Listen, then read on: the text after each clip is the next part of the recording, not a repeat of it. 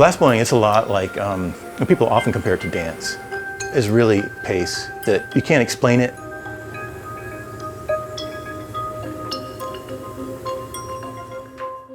My name is Peter Ivey. I'm originally from Texas in America. I've been in Japan for about 17 years now. I run a small glass program here in Japan. I think the most recognizable pieces of my work are, first and foremost, probably the soap bubble holder, because that was a piece that I made in 1995. In the same way that glass is like an almost nothing material, a soap bubble is just barely in existence. I'm gonna make a jar for keeping soap bubble, I think a couple of weeks. So to have it sit there and be still and be protected and safe was just this interesting kind of juxtaposition. Most of the time, you don't even notice that glass is there. It's the closest material, it's the closest to nothingness. However, I would have these goblets and these colorful things and all these things on my shelf, but usually wanted to have a glass of whiskey or a glass of water or tea, and just pick out the most simple things. Now I make mostly functional work. The coffee jar, the rice jars, the larger capsule light, the wire work. I think the combination of glass with one other material or two other materials is something that I really like a lot. It's the most popular work. I think that's what really set my work apart originally in Japan from other people.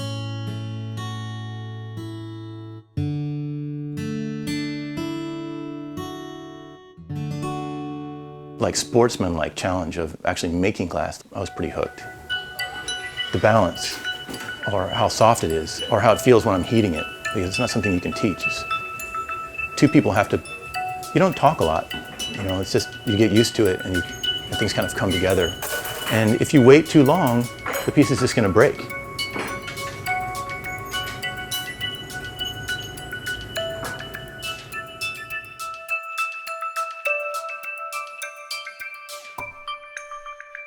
I first came to Japan, I didn't have this burning desire to go specifically to Japan. And I came and did one project here in Japan. That's when I met my wife. Then she had the opportunity to come teach here in Toyama. I was like, well, this is gonna be a good experience for her and a good experience for the child. And I'll just give this up and be a house husband.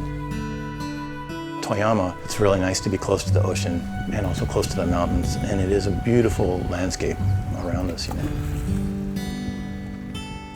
And that's initially when we came here, I lived in this house.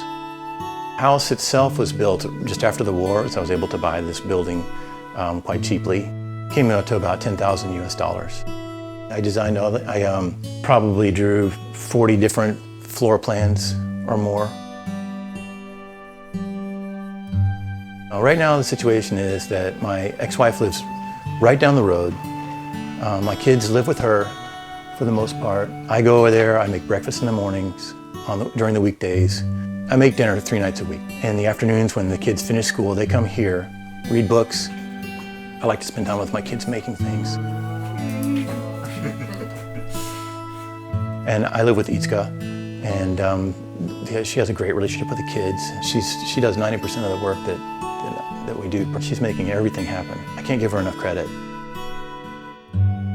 And she's very understanding of this situation of the balance that I found with Makiko now. But now we found a way that things are kind of working for us. And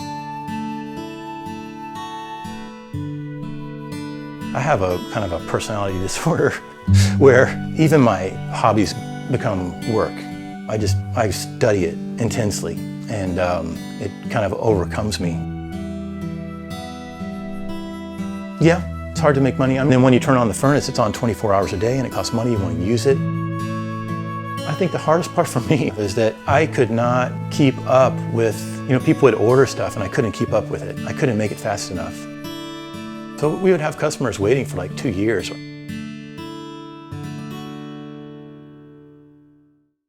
For me, making something was never like, oh, I'm going to express this.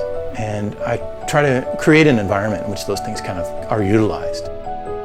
Or when you raise a glass and take the last sip of water or tea out of the glass and you're looking at the inside of that glass and experiencing that environment, you're not thinking, I'm supposed to be looking at this.